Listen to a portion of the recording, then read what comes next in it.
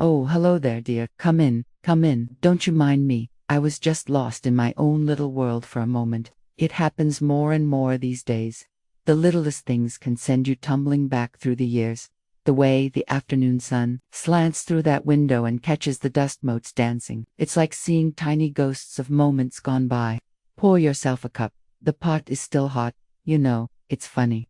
You live a long life, and you think you've made peace with all your decisions, the big ones and the small ones. You think you've packed them all away neatly, like old letters tied with a ribbon, but then a sound, or a smell, or in my case today, this little fellow, sends them all fluttering out again. She reaches a hand, slowly and deliberately, to the mantelpiece, over a gentle, unlit fireplace. Her fingers close around the small, dark object. She brings it back and lays it in the palm of her hand. It's a small, exquisitely carved wooden bird, its surface worn smooth with time. This is just a little wooden bird, isn't it? Not much to look at for some, no jewels on it, no fancy paint.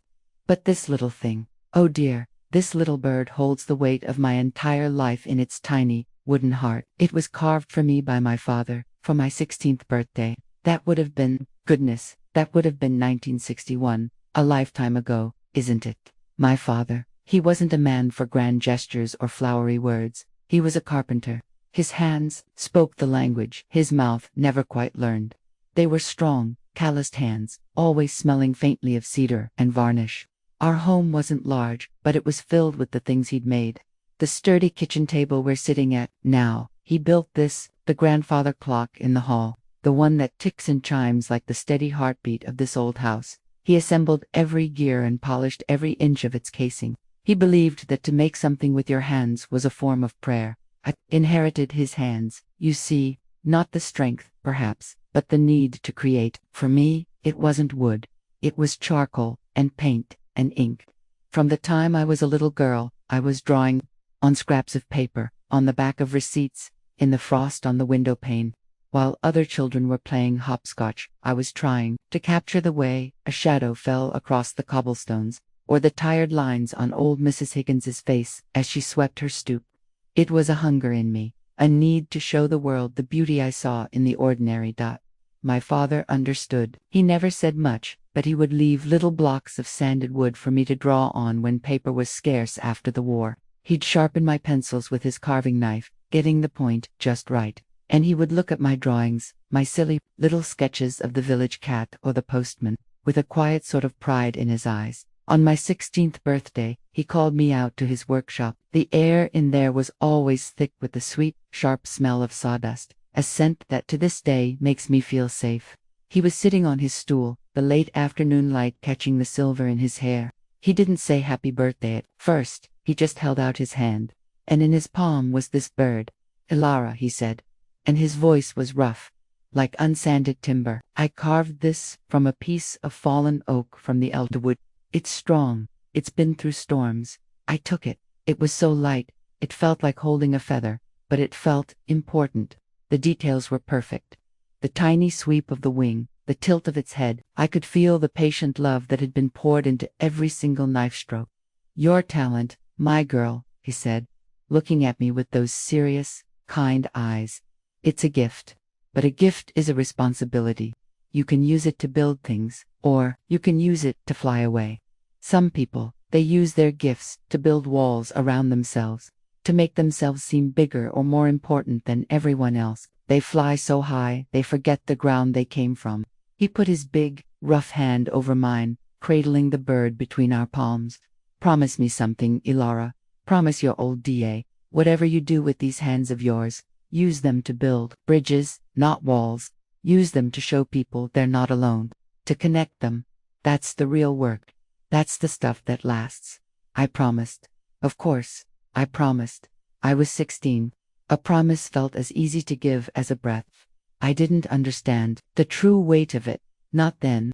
My father passed away from a sudden illness less than a year later. The sound of his tools fell silent in the workshop. And his promise, while it became a legacy, a compass I didn't yet know how to read. I thought I understood it. I really did. But I had no idea that promise, and this little wooden bird, would one day be put to a test that would nearly tear my world in two. It all started, as so many big things do, with the arrival of a simple letter, a piece of paper that felt heavier than stone in my hand. It promised me a chance to fly higher than I had ever dreamed possible, and I was so tempted to take it. The letter arrived on a Tuesday. I remember because Tuesday was baking day, and the whole house smelled of yeast and cinnamon. The postman, Mr. Gable, a man whose face I must have sketched 100 times, pushed it through the mail slot in the door. It wasn't a bill, and it wasn't a postcard from a cousin. It was a thick, cream-colored envelope with a very important-looking crest embossed on the back. It was addressed to Miss Elara Gable.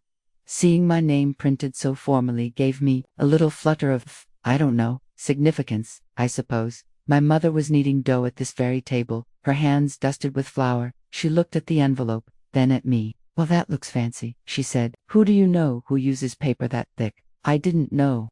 With trembling fingers, I slid it open with a butter knife. The paper inside was just as grand. It was from the Slade School of Fine Art in London. London. To a girl in our small, quiet village, London was another world. It was a place you heard about on the wireless, a place of red buses and queens and artists I'd only read about in library books. The letter stated, in very polite and bewildering terms, that a portfolio of my work had been submitted to their scholarship committee, and that they were impressed. So impressed that they were offering me a full scholarship for their 3-year diploma program, a full scholarship, including accommodation, and a small stipend for materials. I read it twice, then, a third time. My hands were shaking so much the paper rattled. "Mom," I whispered, they've given me a scholarship to art school in London." The kneading stopped. My mother wiped her hands on her apron and came to read the letter over my shoulder. Her eyes, which had seen so much hardship through the war years, welled up. "Oh, Elara," she breathed. "Your father, he would be so proud." And in that moment, I was dizzy with joy. It was everything I had ever dreamed of. To be a real artist. To learn from the best. To live in the city where art was happening. I had submitted that portfolio months ago, on a whim. Arthur, bless his heart, had helped me. He'd packaged up my best drawings, the portrait of the blacksmith, the landscape of the moors in winter, a still life of my father's tools. It was Arthur who'd bought the big envelope and the stamps and insisted I send it off. "The worst they can do is say no," he'd said, with that steady, hopeful smile of his. Arthur. He was the village librarian's son, and he was as much a part of my life as the air I breathed. We'd grown up together, from scraped knees and shared sweets to shy glances and holding hands by the river. He wasn't loud or flashy. He was quiet and kind, and he saw things. He saw the way I looked at the world, and he didn't think it was strange. He loved my art. He loved me. When I ran to the library, the letter clutched in my hand, to tell him the news, his face broke into the biggest grin. "Elara, I knew it. I told you they would," he said, spinning me around right there amongst the dusty shelves, making the librarian, his own father, shush us from his desk. He was so genuinely, completely happy for me. But later, when the initial excitement had settled, I saw a little shadow in his eyes. We were walking by the canal, the water sluggish and green. "You'll go, of course," he said. It wasn't a question. "Of course I'll go. It's London, Arthur. It's everything." "I know," he said, kicking a loose stone. "It is. It's a long way away. 3 years. It sounded like an eternity. Our whole world was here, in this village. My mother, his family, our friends. Every corner held a memory. But London held the future. My future. And I wanted it so badly it ached. I started to see my village through a new lens. Before, it was home. It was cozy and familiar. Suddenly, it felt small. The routines felt repetitive.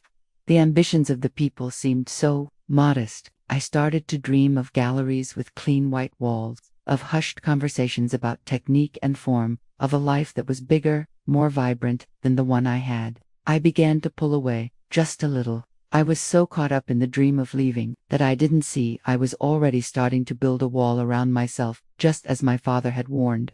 The first brick was laid the day I took a train to the nearest city to meet a man from the school. A man who would pour honey in my ears and almost make me forget the simple taste of home. The meeting was set for a week later in a tea room in Manchester, a proper one, with starched white tablecloths and waitresses in black dresses. To get there, I had to take the train, which was an adventure in itself. I wore my best dress, a blue one my mother had helped me make, and I felt terribly unsophisticated. My shoes were sturdy, not fashionable, and I kept tucking them under my chair. His name was Mr. Alistair Sterling. He was not what I expected. I suppose I'd imagined a stuffy old professor with chalk dust on his tweed jacket. Mr. Sterling was sharp. He wore a suit that seemed to fit him perfectly, and his shoes were so polished I could see the reflection of the ceiling lights in them. He had a smooth, confident way of speaking that made everything he said sound like an undeniable fact. "Miss Gable," he said, extending a perfectly manicured hand. "A pleasure." Your portfolio caused quite a stir. He ordered tea and little cakes that looked too perfect to eat. I was so nervous I just clutched my cup, worried I'd spill it. He didn't seem to notice. He spoke about London as if it were the center of the universe. He talked about exhibitions, patrons, critics. He used words I'd only ever read in books. He made the art world sound like a thrilling, exclusive club, and he was holding the door open just for me. "Your work has a raw, narrative quality," he said, leaning forward slightly.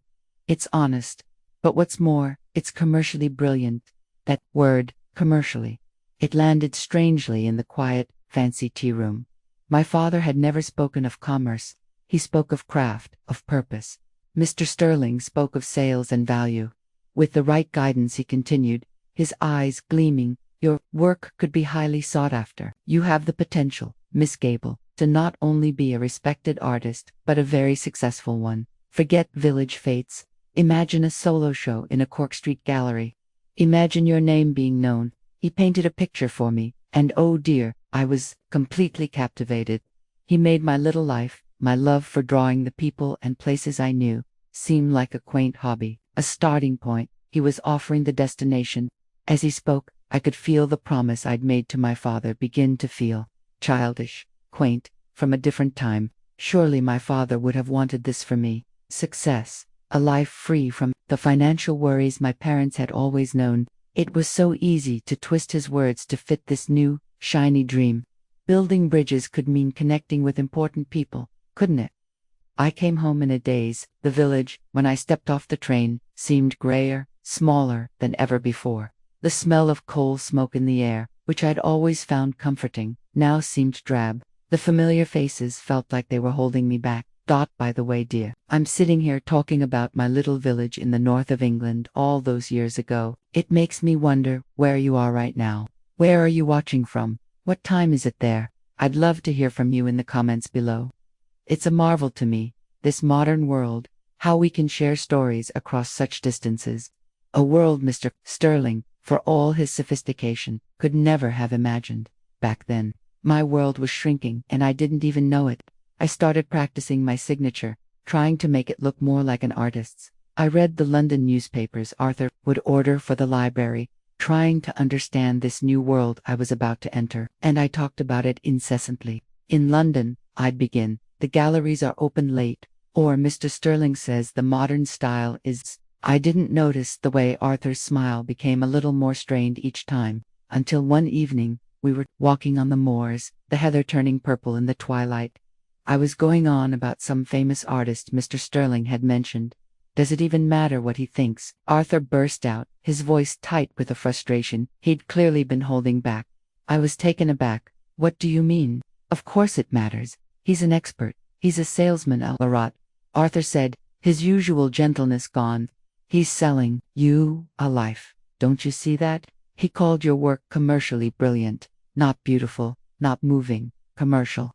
He's not interested in your heart, he's interested in your price tag." "That's not fair," I shot back, stung. "You're just saying that because you don't want me to go."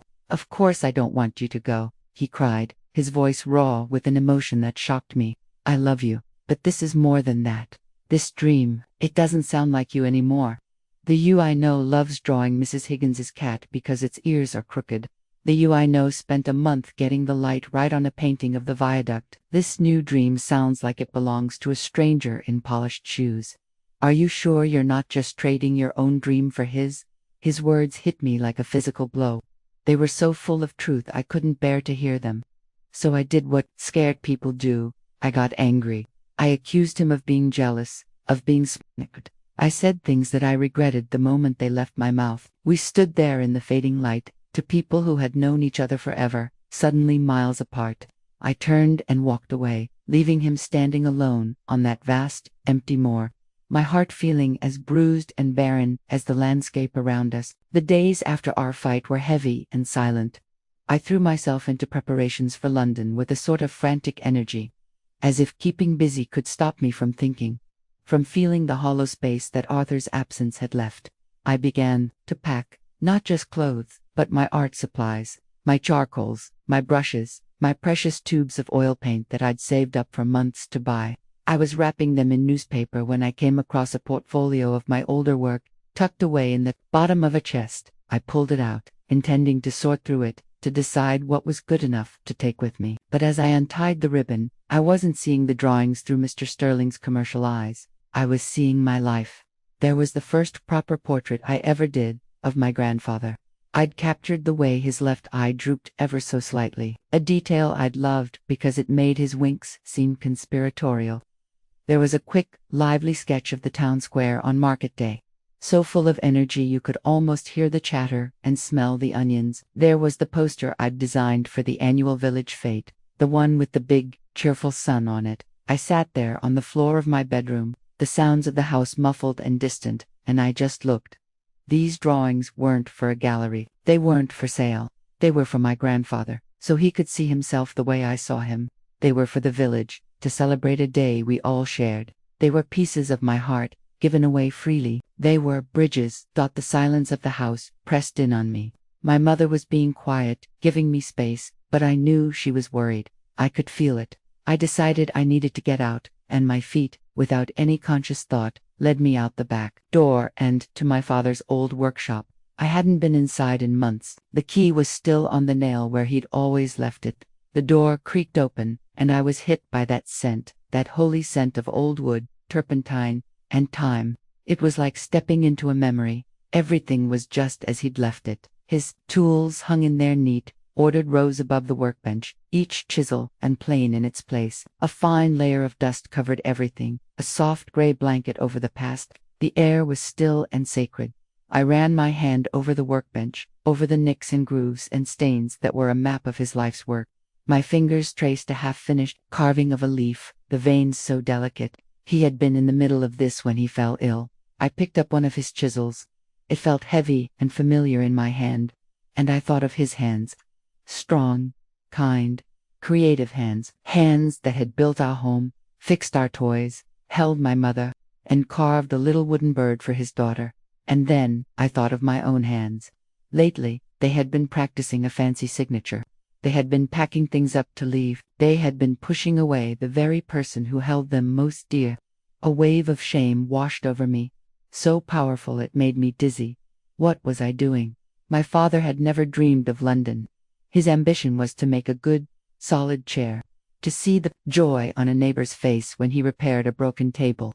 His fame was in the quality of his work, known only to the people in our small corner of the world, and he had been the most successful man I ever knew. I found an old letter of his, tucked into a ledger where he kept his measurements. It was the last one he ever wrote me, from when I'd gone to stay with my aunt for a week.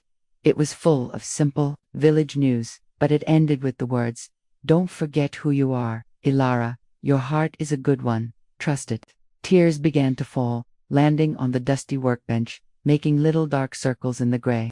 I wasn't just crying for my father, or for my fight with Arthur. I was crying for myself, for the girl who had gotten so lost in the glare of a bright, shiny promise that she'd forgotten the simple, profound truth she'd been given. Mr. Sterling's world felt cold and sharp and competitive. It was a world of walls, my father's world, the world Arthur and I had shared. It was a world of connection, of warmth, of shared lives. It was a world of bridges, and I was standing on the wrong side of my own heart, about to burn the only one that truly mattered. The turning point, you know, it's rarely a lightning bolt from a clear sky. It's not usually one big, dramatic moment. More often, it's a quiet little click, like a key finally turning in a rusty lock. For me, that click happened on the day of the annual village festival. In my London-bound haze, I had planned to skip it. I'd told my mother I was too busy packing, that I needed to focus.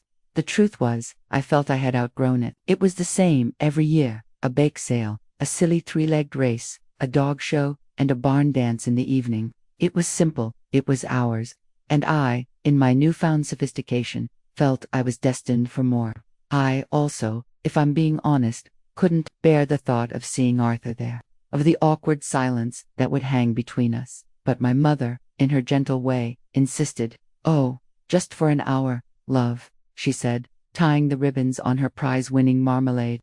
"Mrs. Higgins has been asking after you. She wants to show you her new hat." And so, reluctantly, I went. I walked down the high street towards the village green, and the first thing I saw was the banner. The big banner I had painted 2 years before, strung between the lampposts. "Welcome to the Little Paxton Summer Fete." The sun I had painted on it was still bright and cheerful, its rays beaming down. I'd forgotten all about it. Then I saw more. The little hand-painted signs pointing to the various stalls. "Guess the weight of the cake." "Hoopla." "Splish splash splat the rat." I'd done the lettering for all of them last year, using my best calligraphy. People were laughing, pointing at them. They weren't analyzing the typography, they were just enjoying the day. I wandered onto the green. The whole village was out. The air was thick with the smell of cut grass and frying onions, and everywhere I looked, I saw pieces of my life, pieces of my art, woven into the fabric of this community. A group of children were playing a game in a corner, throwing beanbags at a series of painted monster faces. I had painted those faces on old pieces of plywood with Arthur one sunny afternoon, laughing as we came up with silly designs. Then I saw old Mr. Henderson, the blacksmith, sitting on a bench near the tea tent. He was telling a story to his granddaughter, his face animated. A few years back, I'd done a portrait of him, in charcoal, trying to capture the strength and kindness in his face. He'd loved it so much, he'd framed it and hung it in his forge. He caught my eye and gave me a huge, genuine smile and a wink. It wasn't the polite nod of a gallery patron. It was a warm, heartfelt greeting from a friend. My gaze drifted towards the small, stone library at the edge of the green, and there, under the shade of the old oak tree, was Arthur. He was sitting on the grass with a group of about 10 little children, all of them wrapped. He was reading a story to them from a big, colorful book. And behind him, on the wall of the library, was the mural. My mural. It was the biggest thing I'd ever painted, a sprawling scene of the village's history, from its founding to the present day. I had spent an entire summer on it. Arthur had been there every day, helping me mix paints, holding the ladder, bringing me tea and sandwiches. He believed in that mural more than I did at times, watching him there, with those children, in front of this great big piece of my heart that was a part of our shared landscape. It was like the world shifted back into focus. Mr. Sterling's talk of solo shows and commercial value felt like a foreign language describing a barren land. This was real. This connection. This joy. This was my name being known, not in a newspaper clipping, but in the smiles of my neighbors. This was my gallery. The white walls were the sky above. The patrons were the people I'd known my whole life. By my father's voice echoed in my mind, clearer than it had been in months. "Use your hands to build bridges, not walls." I finally understood. A bridge isn't a grand, abstract thing. It's a painting for a fate banner. It's a portrait that makes an old man feel seen. It's a mural that tells a town its own story. It's sitting on the grass, reading to children. I had been so busy chasing a future that I'd been blind to the beautiful, rich, successful life I was already living. The lock clicked. The key had turned. I knew what I had to do. Making a decision is one thing. Acting on it, well, that's another kettle of fish entirely, isn't it? My heart was pounding as I walked home from the festival, the cheerful sounds fading behind me. The world looked different now. The gray stone of the cottages seemed warm and protective. The scent of coal smoke was the smell of home. My home. I went straight to my room, sat down at my little desk, and pulled out a fresh sheet of paper.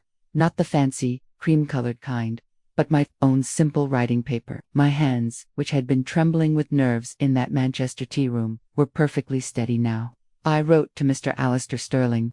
It was the most difficult, and the easiest, letter of my life. I thanked him for the incredible opportunity. I told him how honored I was by the scholarship offer. And then, with a clarity that felt like breathing fresh air after being in a stuffy room, I politely declined. I didn't make excuses. I simply wrote, I have come to realize that my work has a home here, and my purpose as an artist lies not in seeking a name for myself, but in serving the community that has shaped me. I sealed the envelope and felt a profound sense of release, as if a great weight had been lifted from my shoulders. The dream of London, which had seemed so vast and dazzling, now felt like a beautiful but ill-fitting coat. But there was another, more important bridge to mend, the one I had so carelessly started to burn. I had to talk to Arthur. I found him where I knew he would be. As evening fell, he often walked down by the river, where the old willows dipped their branches into the water. I saw him from a distance, skipping stones across the surface, his shoulders slumped, my stomach twisted with guilt. This wonderful, steady man, who had only ever encouraged me, and I had repaid his love with ambition and cruel words. I walked up quietly. He heard my footsteps on the gravel path and turned. His face was guarded, his eyes full of a hurt that I had put there. "Ilara," he said, his voice flat. "Arthur," I began, my own voice barely a whisper. Can we talk?" He just nodded, not looking at me, his gaze fixed on the flowing water, and so I stood beside him and I told him everything. I didn't just apologize for the things I'd said. I told him about the tea room, about Mr. Sterling and his polished shoes. I told him how I'd been so swept away by the idea of being important that I'd lost sight of what actually mattered. I told him about going to my father's workshop, about the feel of his tools and the memory of his promise. I told him about being at the festival, about seeing him with the children under the mural, and how in that moment, everything had become clear. I was so vulnerable, dear. I laid my whole, foolish, confused heart bare on that riverbank. I told him I wasn't turning down London for him, but for me, for the person I was, and the person I wanted to be, and that the person I wanted to be was someone who could be worthy of his love, not someone who would trade it for a gallery in a city full of strangers. When I finished, the only sound was the gentle lapping of the river against the bank. He was quiet for a long time. I held my breath, thinking perhaps I had broken things beyond repair. Then, he finally turned to look at me, and the guard was gone from his eyes. He reached out and took my hand. His hand wasn't polished and manicured like Mr. Sterling's, was warm and strong, and it felt like coming home.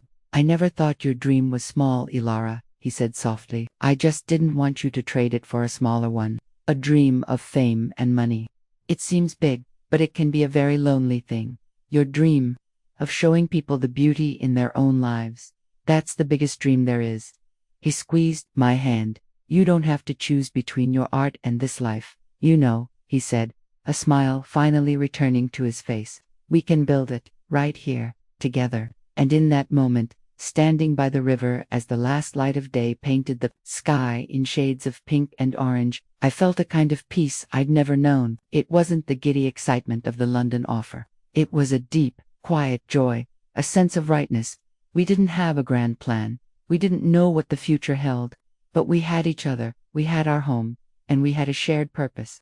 We were going to build a life, a proper one, full of love and art and community. We were going to build bridges. Nan picks up the little wooden bird from the table, cradling it gently in her palm again. She looks down at it, a lifetime of memories in her gaze, then looks back up at the camera. So, I sent the letter, and I stayed. And do you know, the world didn't end. In fact, my world began. It wasn't a world of bright lights and fancy gallery openings. It was a world of quiet, steady work, of small joys that grew into a life of profound meaning. Arthur and we were married the following spring, right in the little village church. The whole town came. Mr. Henderson, the blacksmith, gave us a set of beautiful, handcrafted iron fire pokers as a wedding gift. Mrs. Higgins, she of the many hats, baked us a cake that leaned a little to the left but was the most delicious thing I'd ever tasted. It was a celebration not just of us, but of all the connections, all the bridges, that held our little community together. I didn't go to the Slade School of Fine Art, but I never stopped learning. I turned the front room of our little cottage, the one with the best light, into my studio. And a few years later, with Arthur's help, I cleaned out my father's old workshop. We aired it out, let the sun in, and I started holding art classes for the village children on Saturday mornings. The scent of sawdust was replaced with the smell of clay and paint. My father's tools stayed on the wall, watching over us. I liked to think he would have approved. I taught generations of children in that workshop, Some had real talent, others just liked making a glorious mess. It didn't matter.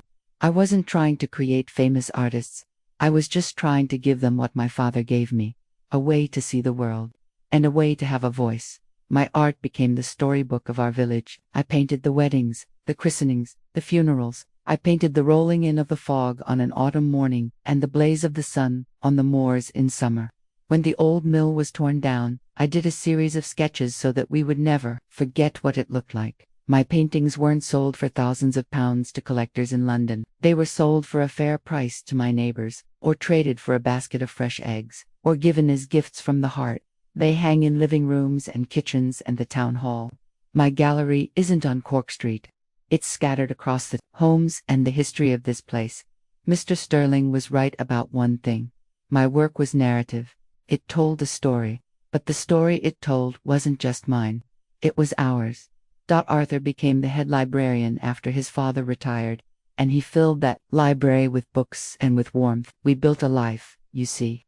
A simple life, perhaps, by some people's standards. We never had a lot of money. We never traveled the world. But we were rich. Oh dear, we were so very rich. We were rich in friendships, rich in purpose. We had two wonderful children, and they grew up with paint on their fingers and stories in their ears. Sometimes, in the quiet moments, I would wonder about that other life, the life I might have had in London. I'd imagine the noise, the galleries, the person I might have become, and I would feel a little flicker of, not regret, no, never regret, but curiosity, perhaps, a what if. And then I would look out my window at the familiar hills, or hear Arthur laughing in the garden, or look at a painting on my wall that held a beloved face, and I would know, with a certainty that ran bone deep, that I had chosen correctly. Success, you know, is a tricky word. We are so often told it means climbing a ladder, getting to the top, being seen and admired. But that's only one version of it. It's the loud version. There is a quieter success. It's the success of putting down roots. It's the success of building something that will shelter others. It is the success of a promise kept, not to the world, but to your own heart, to the people who gave you that heart to begin with. This little bird, it has sat on my mantelpiece in every house I've ever lived in. It doesn't look like much, but it reminds me that the strongest wings aren't always for flying away. Sometimes, they are for sheltering the things you love. It reminds me that my father's legacy wasn't just in the things he built with his hands, but in the wisdom he passed into mine, to build bridges of understanding and connection. That is the great work. That is the art that truly lasts. And that, my dear, is a life well lived. Non smiles a soft, peaceful smile. She takes one last, slow sip of her tea and places the cup gently back on its saucer. The final sound is the soft clink of porcelain, followed by the steady, comforting tick-tock of the grandfather clock in the hall.